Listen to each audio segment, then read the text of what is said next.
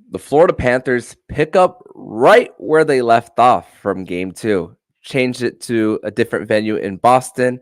Sam Bennett returned, and the Panthers' special teams was firing on all cylinders.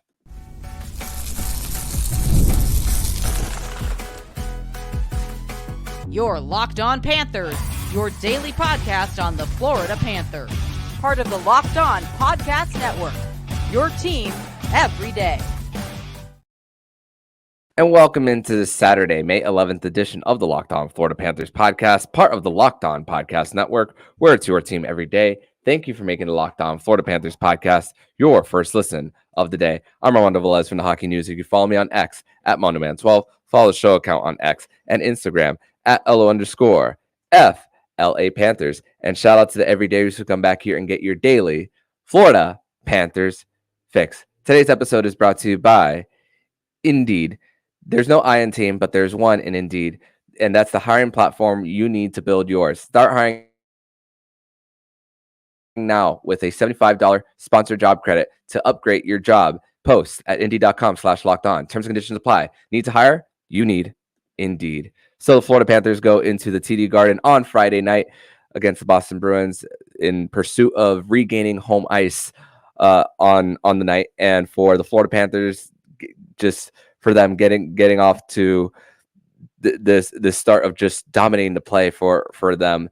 And really, when it came down to the lack of speed through the neutral zone that the Florida Panthers had, I mean, you think about this for the Cats. I mean, even right on the initial draw, Brad Marchand trying to get in the face of Alexander Barkov to go, trying to carry over and set a little bit of fire to in game 2. And man, the Panthers, they still had a fire under them, and it really showed in this 6-2 win over the Boston Bruins. But we do have a special guest here on the show for today's edition of the Locked On Florida Panthers podcast, here to recap this 6-2 win for the Florida Panthers over the Boston Bruins. He is the former host of this program. Please welcome back Josh Luecht. Josh, welcome back to the show in a little bit of a car cast here for this recap. Yeah, thank you so much for having me. Excited to talk about incredible Panthers playoff victory tonight with you, and just talk about what a great momentum swinging win this is for the Florida Panthers. Yeah, big momentum swing for the Panthers, in which, like I mentioned at the top, the physicality for the Panthers, it really continued there, and Sam Bennett being inserted into the lineup. And you think about the hits that he had at first. I mean, Brad Marchand, the hit that had him a little bit of a hard time getting up before he went to the bench, and then laying out David Pastrnak in that same period, and having that motivation to show what the Panthers were missing there too. And that hit that he had on Marchand, probably chances are that was the one that ended up with him being unable to play the rest of the game after the second intermission too. But once again, the Panthers were really great with their gaps. Aaron Ekblad was great once again. I haven't really given too much flowers to the OEL and Kulikov pair, which Kulikov had a great block towards the end. But also, Bobrovsky didn't have to work much once again. But he did have a little bit of a scare on a knuckler from Charlie McAvoy early too. But in between all of that, Josh, the Panthers, they were just continuing to just eliminate the speed and continuing to get in on their forecheck and disrupt the east to west passes that the Boston Bruins were trying to do out of their zone, which resulted in that first goal from Erod. I mean, he gets 2 on the night too, including the one on the power play. That was the 6th goal. I mean, you couldn't ask for anything better, especially with that drought that the Florida Panthers had with their power play going into even game 1. Yeah, I think what the thing is with this period by period, the Florida Panthers are playing their hockey. They're playing Cats hockey, which is strong on the forecheck, a lot of pressure, constantly attacking, never letting Boston kind of find its rhythm. And I think after game 1, where the Panthers kind of got caught off guard a little bit after the rest, and Boston coming off the thrilling overtime game 7 victory against Toronto, I think now the Panthers have shown in the last 2 games that they're able to cycle back into their style of hockey. And when the Panthers are playing their style of hockey, it's very, very hard to beat the Florida Panthers. And, we're in a situation, too, where the Panthers had a hard time this year against the Boston Bruins. I think the Boston Bruins had a lot of emotion and negativity towards the Florida Panthers after what happened in game year, and I think they brought all of that into this series as well. And I just don't think that the Florida Panthers have that same emotional baggage. I mean, I'm glad I'm sure they're glad that they won series 1 last year and made it all the way to the Stanley Cup final, but I don't think that same emotion exists for the Florida Panthers when it comes to the Boston Bruins, and it really shows. I mean, in game 1, the Florida Panthers were losing badly. They kept their composure. They didn't take too many stupid penalties. They weren't lashing out. In game 2, when Boston was losing, they're trying to fight everybody. And tonight, I think they came out with that chip on their shoulder from game 2, wanting to kind of hit everything that moves. I mean, Brad Marchand tried to hit Sam Bennett, ended up kind of hitting himself into the boards. And I think that's the difference, is that the Bruins, for them, this is a much more emotional thing. This is a much more, vengeance tour for them. And they're wanting to fight. They're wanting to get scrappy. They went and found Fat Pat to add to their roster. They want to play that game. And the Panthers aren't just not going to play that game with them. The Panthers want to win. And you can see it in games 2 and 3 of this series. The Panthers want to play their game, get shots on net, trying to chase Swayman again. I don't know how that's going to turn out. I'm sure we'll talk about that a little bit later. But yeah, the Florida Panthers are playing Florida Panther hockey, and when they do, it's really hard to stop. Yeah, and for them, just when you think about for forcing giveaways, which you think about for the Boston Bruins, you top 4 guys like a Charlie McAvoy and a Hampus Lindholm. Those are guys who are turning the puck over in their own end, and that's really going to make it a really hard time for your goaltender too. And I mean, there's a point where Boston had 3 shots on goal in the 90-second frame, and prior to that, they had 4 shots on goal in the first 29 minutes too. And you think about everyone who was willing to get physical here. I mean, in the first Panthers penalty in the second period, I mean, Stenlund made a great hit on Brad Marchand to create a clear too for them, and also for the Boston Bruins. I mean, you think about that push in the third period that they had a little bit after it was 4-0. At that point, Josh, the Panthers had scored 10 straight goals going back from game 2.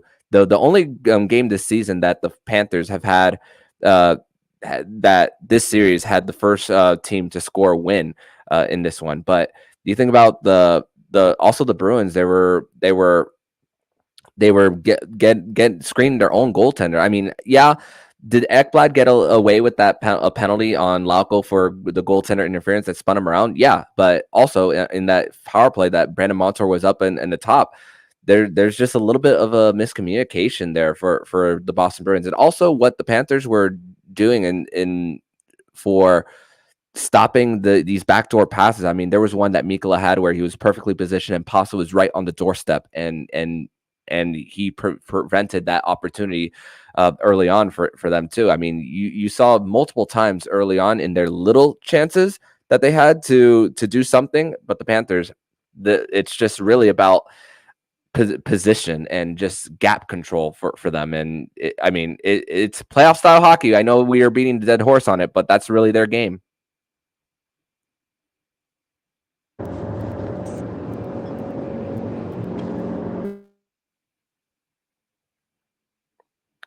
Oh, looks like we have lost Josh there for a little bit, but sorry, my internet was being weird for a second there.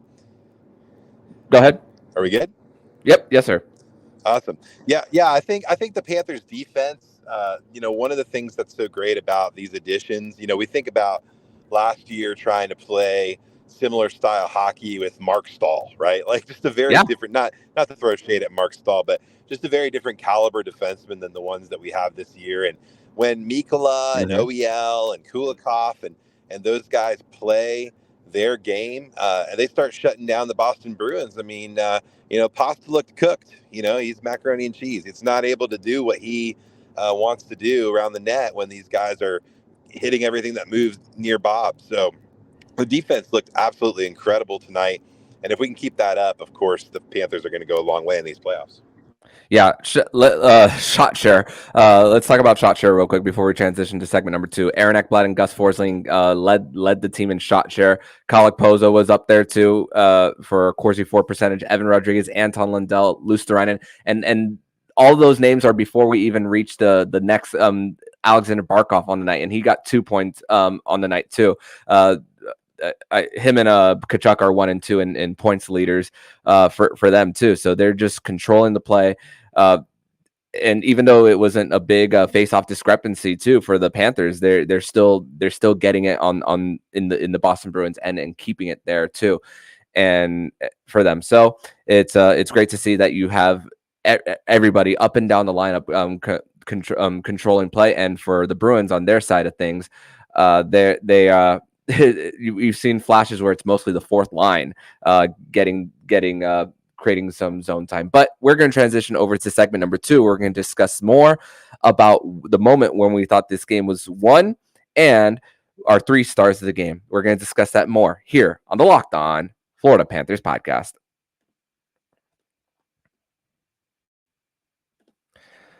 Today's episode is brought to you by Policy Genius. And Policy Genius is the country's leading online insurance marketplace. Policy Genius helps you compare your options to top companies, and their team of licensed experts is on hand to help you talk through it. Talk to a team of award-winning agents who will walk you through the process step by step. Easily compare quotes from America's top insurers in just a few clicks to find your lowest price. Your work life insurance policy may not offer enough protection for your family's need. Policy Genius gives you unbiased advice from a licensed expert to support them. Check life insurance off your to-do list in no time with Policy Genius. Head to policygenius.com/LockedOnNHL or click the link in the description to get your free life insurance quote and see how you could save. That's policygenius.com/LockedOnNHL.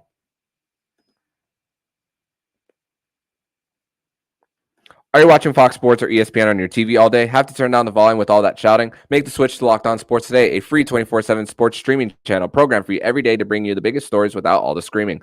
Locked On Sports Today brings you the can't-miss analysis, opinions, and news, streaming 24/7 on YouTube or the free Amazon Fire TV channels app, part of the Locked On Podcast Network. Your team every day. Back on this Saturday, May 11th edition of the Locked On Florida Panthers podcast. Thank you once again for making the Locked On Florida Panthers podcast your first listen of the day here on a Saturday post-game edition where the Florida Panthers are coming off a 6-2 win over the Boston Bruins. And in the last 2 postseasons for the Panthers, 4-1, where you have 2 overtime wins and 2 wins with the exact score of 6-2. The other 6-2 win was the game 2 of last year's first round, where look what happened in that game. Sam Bennett made his return to the lineup because he didn't play game 1. Just like crazy how many parallels there are here, but also here with Josh Luecht, the former host of the Locked On Florida Panthers podcast, here to continue recapping the 6-2 Florida Panthers win over the Boston Bruins. So, Josh, I want to let's discuss more about our 3 stars of the game for the Florida Panthers.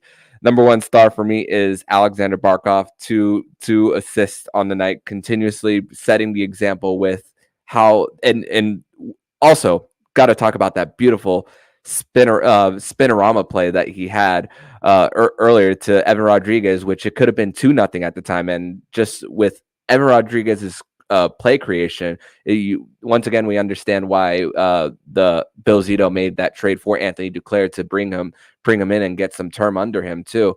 I mean, and the flexibility in the lineup. So credit to Barkov on just getting that pass out to Erod and how they're consistently able to disrupt in the neutral zone. Second star is Matthew Tkachuk, 3 points on the night too for him, and then third star of the night is Evan Rodriguez here for the Panthers, just up and down the lineup, getting multiple contributions too for the Cats. So who are your 3 stars here for the Panthers. Well, it's hard to argue with Alexander Barkov being in that number one star position. Obviously, an all-star all over the ice tonight, had another great game.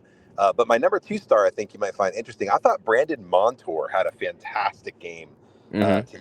Not just with the goal, but just with his play. I mean, he absolutely was dominating the Boston Bruins tonight. He was keeping everything away from Bobrovsky. You know, part of shot suppression is just edging everything out to the sides and not letting clean shots get away. And Montour played really well at that tonight. And what I like about Montour is he plays with a little bit of edge. You know, he in the playoffs, he's really picked it up. And obviously, we think back to game 2 with his little scrap and dust up with Brad Marchand. It got a little lickety out there. I don't know what was going on, but obviously they don't have any love lost for each other. But I thought Montour played another really good, great game tonight and looked really good. And then my 3rd star of the game, just from an energy standpoint, would be Sam Bennett. Sam Bennett came in. He was throwing hits right off the bat. Didn't look like he had missed a step. I know he didn't skate for several days, and I thought it was interesting what Paul Maurice said about that. You know, obviously it seemed to be a hand injury from that Brandon Montour shot that Bennett sustained against the Tampa Bay Lightning, but they actually were having him not skate for a while to restrict the blood pressure flow and stuff in his hand to help him heal up a little bit faster. Very interesting there, and he comes out and doesn't seem shy. Doesn't seem to be favoring one hand or the other for a game time decision. You know, I don't know if that was a little bit of gamesmanship on the part of Paul Maurice or not, but for a game time decision, Bennett played unbelievably well, and he just brings another it factor to the Florida Panthers. You know, something that I heard Paul Maurice say when he first took over the team is that there's some guys that get you there, and there's some guys that get you through. And I feel like Sam Bennett is one of those guys that gets you through. You know, Tkachuk being another guy like that, but that's the kind of guy that for a long time the Florida Panthers didn't have. We had a lot of guys that could get us there, and not very many guys that can get us through. And whenever you can add one of those back into the lineup like they did tonight with Sam Bennett, I think it just infuses energy. It gets everybody fired up and gets them ready to go, and they're out there excited to play for Sam and with Sam. And yeah, I thought he did a great job of getting the team going tonight. Yeah, and once again, the Panthers being able to utilize Sam Bennett from after the trade of when Calgary used him in a middle 6 role on the wing too, and what the Panthers were able to do once they got him back in that 2021 trade deadline for them, and also to have him get an extension too. So you really do feel his presence when he is on the ice for the Cats. But how about the moment when you thought this game was won? My moment, this for me was when I thought the game really turned, was not even the power play goals that the Panthers had. They scored on both ends of the double minor, and also we got to think about when those double minors came. It came towards the end of the period. I mean, there's just something about this series too so far, that what happens towards the end of the period. I mean, yeah, there was like about 3 minutes there too, but just the shift that it takes mentally for both of these teams. But it was the double minor that Lohrei had on Steven Lorentz that really had the Panthers really licking their chops. And right before that penalty, even for the Bruins, that's when the Boston was really starting to get their chances on Sergei Bobrovsky. I thought Morgan Geekie, I thought he had multiple opportunities out in front. Nico Mikkola had some another great battle with him there to prevent a tap-in goal too. And so that penalty by Lohrei on Lorentz, where he ended up bleeding and they got both goals on the double minor. I thought that was my moment when the game truly turned. Yeah, I mean, obviously going on the double minor helps. Lots of great shots on that, those 2 ensuing power plays as well. But I think for me, looking at it, that was part of it. But I think when Brad Marchand didn't come back out in the 3rd period, and I really think that took a lot of the air out of the balloon of the Boston Bruins. And I know they scored 2 goals in the 3rd, and part of that, I got to say, it has to do with the shots. I mean, Bob just didn't have a lot of shots. He didn't take a lot of shots. He wasn't really feeling the puck. And and getting a good read. And so, he got beat a couple times there, but really it didn't even concern me when it happened because you knew that the team was just not playing with any heart anymore. It felt like Boston really, really was deflated without Marchand out there. And to me, that was kind of the turnaround, like just knowing that he wasn't coming back out. Yeah, and also you think about that huddle in the last few minutes where you know that Marchand is missing. Yeah, Pasta's leading it, but it's a big difference versus when it's him doing it versus Marchand too, and also the goals against for the Panthers too. First one came on a delayed penalty where you have the extra attacker, and then the other one, just a little bit of a miscommunication in the neutral zone with OEL losing an edge, and then unfortunately colliding with Eetu Luostarinen, who if Eetu wasn't tripped by his own teammate, he could have back checked Mason Lohrei right before that feed to Jake DeBrusk either way too. So that's a ripple effect of losing an edge there out in the neutral zone, allowing that quick rush for the Cats too. But we're going to transition over to segment number 3. We're going to discuss more about how we're feeling about the power play and the decision for the Boston Bruins on their side of things to not switch the goaltender this time around. We're going to discuss this and more here on the Locked On Florida Panthers podcast.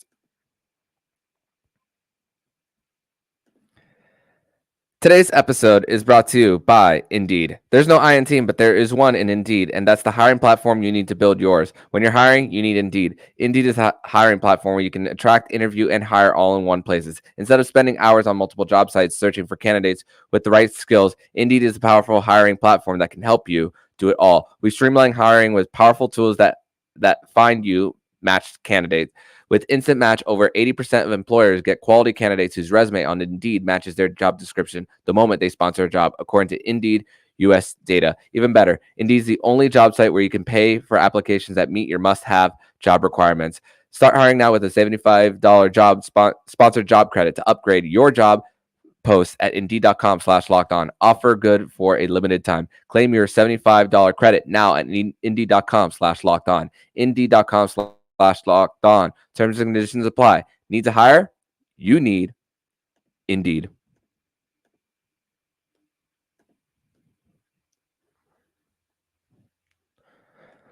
Third and final segment here on this Saturday, May 11th edition of the Locked On Florida Panthers podcast. Thank you once again for making the Locked On Florida Panthers podcast your first listen of the day. Here on a Saturday, recapping a 6-2 Florida Panthers win over the Boston Bruins from the TD Garden. So, funny enough, Josh, this was the anniversary of the iconic Bobby Orr goal, and the moment that Gus Forsling had that shot that Erod batted in, which don't know why there was even a conversation of a high stick for that one. Crazy to think that Bobby Orrsling was in the building for that one on the anniversary of Bobby Orr's iconic goal. So something of note there. But going back to the topic that we teased at the end of segment 2, the power play, 4 of 6 on the night. There was a lot of chatter about the drought that the Panthers had even after game 1. When the Panthers scored on the power play after game 2, this is something I discussed in the preview. I want to see how the Panthers cycle on their power play when they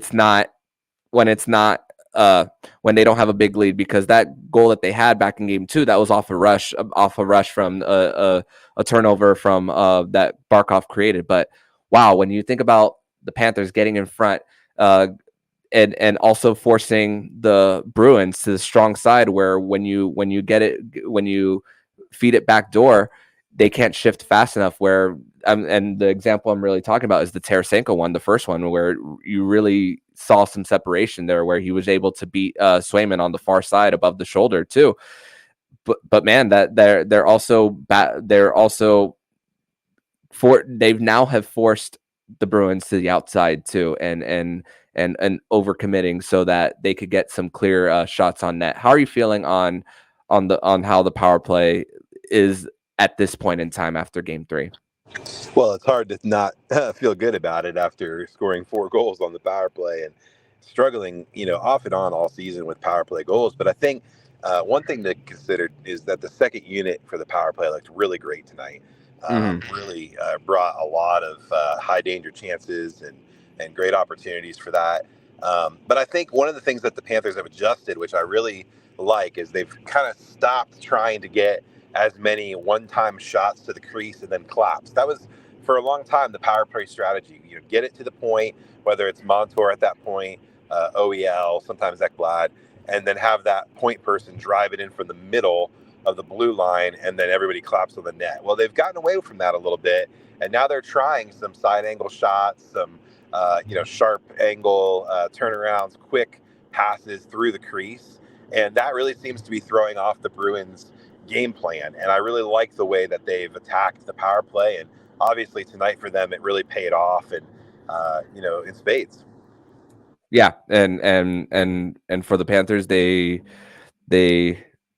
like I said, when you're watching tape on one team for a 7-game series versus when you're going from one night to the other and just seeing a different team, one team could be a contender, one team could be in the basement when it comes to the draft lottery too, and things catch up there. And we spoke about it after game 2 in the Tampa series, knowing who the better team is, but now at the point where you're starting to see who the better team is in the Florida Panthers and the Boston Bruins. But looking back at, I'm trying to do quick math here.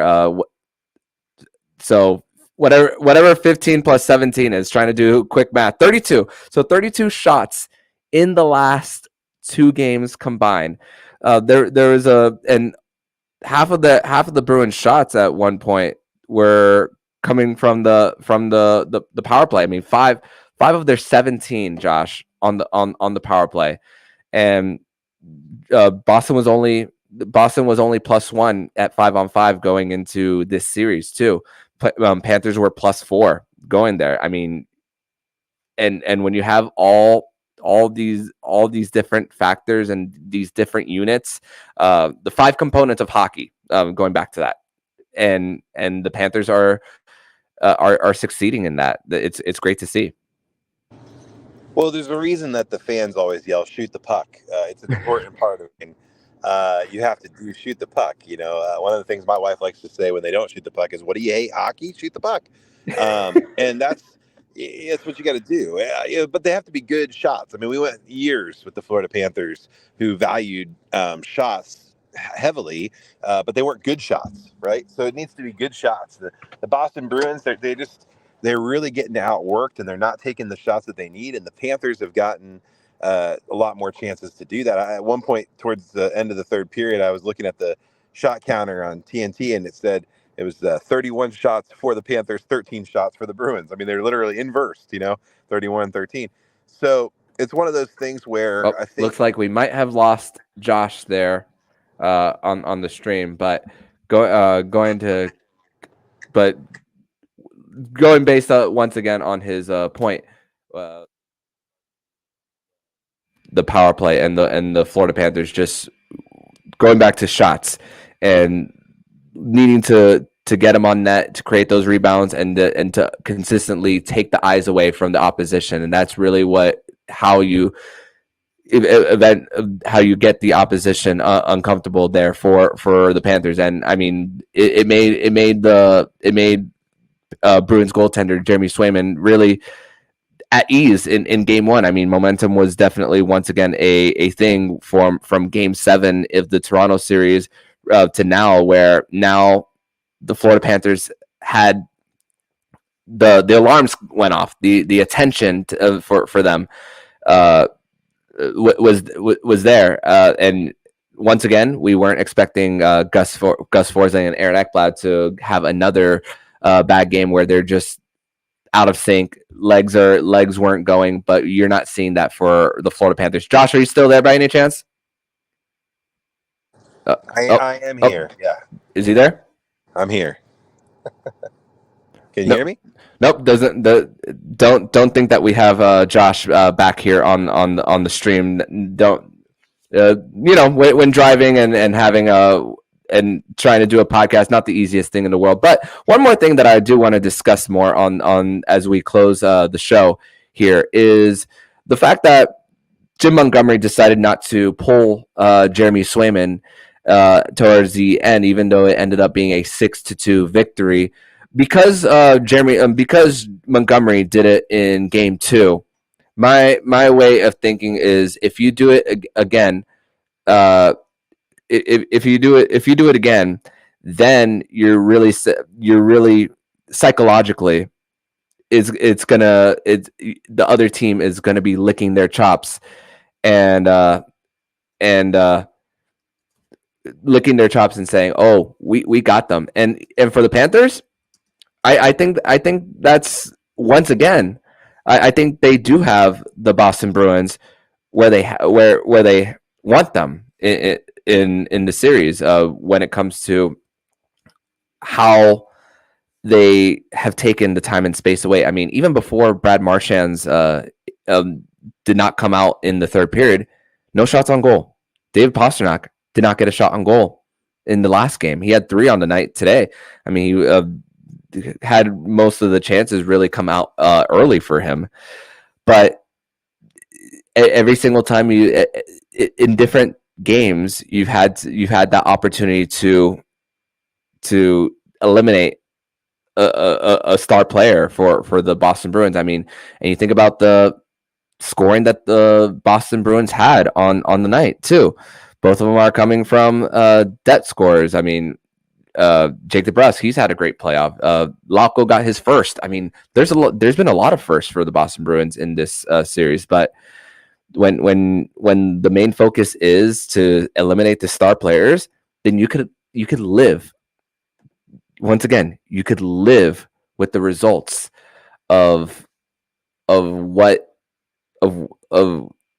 not having the Marchands and the Pasternaks get on the board too for the Boston Bruins. And the Panthers, they're just doing everything right and pushing all the right pieces for them, and that's the reason why they have this 2-1 series laid for them. And it home ice is back.